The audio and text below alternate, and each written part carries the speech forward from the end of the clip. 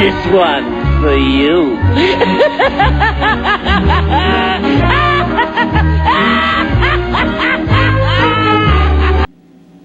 Hello and welcome to a special class. On the heels of the new Batman movie coming out, I've gotten several requests to do a Joker 101. So that's what we're going to do today. Joker 101.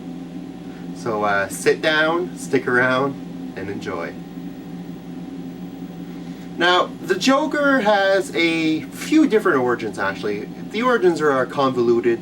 I think DC at this point doesn't really know what the real origin for the Joker is going to be, or is. DC's always been pretty convoluted anyway, you all know that by my, my other videos when I talk about it. But the origin that we're going to go with here is actually the most renowned origin, and it's the origin that actually is in the Batman The Killing Joke, which is a great book, a great comic. If you ever get a chance to read this, read this. If you want to see the Joker at his best, definitely a good story. Basically, with the Joker first appeared in 1940 in Batman #1. The character was actually brought in for Batman #1. He was supposed to be killed off at the end of the issue. They decided not to kill him off, threw in another panel at the end, you know, to let him survive in that, and little did DC know, he'll become one of the most notorious villains in the history of comic books, period. I think the Joker, in my opinion, is the #1 greatest villain of all time in any comic book series, whether it be DC, Marvel, anything, any of the independents, Image, doesn't really matter what it is. Joker is the man. Now, there's a Joker version where he's more of a connoisseur, more of a fine gentleman type guy, you know, a lot more artsy-fartsy. And then there's the kind of artsy-fartsy slash maniac Joker, which is a Joker that most of you out there all love, the one that I love. And this is the Joker of Batman The Killing Joke. In this origin, it's Joker. It actually works at a chemical plant. His name's never given. You'll hear some people say Jack Napier is Joker, you know, because of a few references in the Batman animated series and in the Batman movie, the original one with Jack Nicholson. But truthfully, Joker is never really named. The most of a name we ever got was from the Riddler in an old issue, and he called him Jack. Maybe his name's Jack. I mean, that's all we really know. Like, if that's true, then his name's Jack. But we don't know his last name is Napier. Like, that's just something that was brought in later on, because the guy had to have an identity, especially for the movie and that. Or maybe he doesn't. I mean, maybe in this new Batman movie he doesn't have an identity. Either way. Back to the origin story.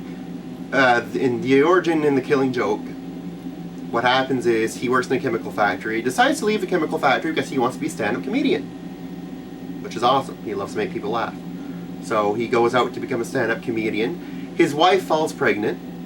Well, with his wife being pregnant, the Joker realizes he needs money, and the stand-up thing isn't really working out for him. He's forgetting punchlines and stuff like that. So what he does, he meets up with these goons, and these goons say, hey, you know your way around the chemical plant, used to work there. We can hire you. We're going to go in there, do a heist, and we'll pay you money. So it's like, all right. You know, he's really reluctant at first, but he thinks, well, you know, it's for my family. You know, I need the money. You know, I'll do this one-time deal, and that'll be it. And then they actually put on the Red Hood on the Joker, you know, to give him the Red Hood persona. For those of you who don't know what Red Hood is, it's a person who was supposedly led a crime syndicate. And what they do is every time these crime lords would do a crime, they put the Red Hood on the informant, on the guy who would help them out. So if ever they were caught, or he was caught, then the blame would fall on him of being the mastermind of all these crimes. So you probably already guessed what will happen later on. So what happens, right before the heist, the day of the heist, or the day that they were going to break into the chemical plant, the Joker learns that his wife is dead. She was killed in a freak accident, and subsequently the baby inside of her is dead too. So the Joker is really heartbroken about all this. he wants to get out of the gang heist thing that night.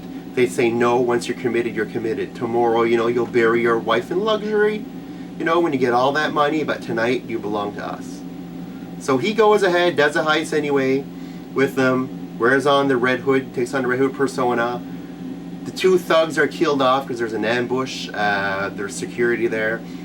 Batman comes in and chases down the Red Hood, and he basically jumps in a vial of chemicals. And he washes outside the chemical plant in the sewers and realizes his face is all bleached white, hair green, and he's the Joker we all know. He basically sees his reflection and cracks up.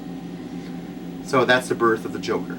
The Joker was basically given birth in the most dire circumstances, through heartache and all that, and he went crazy.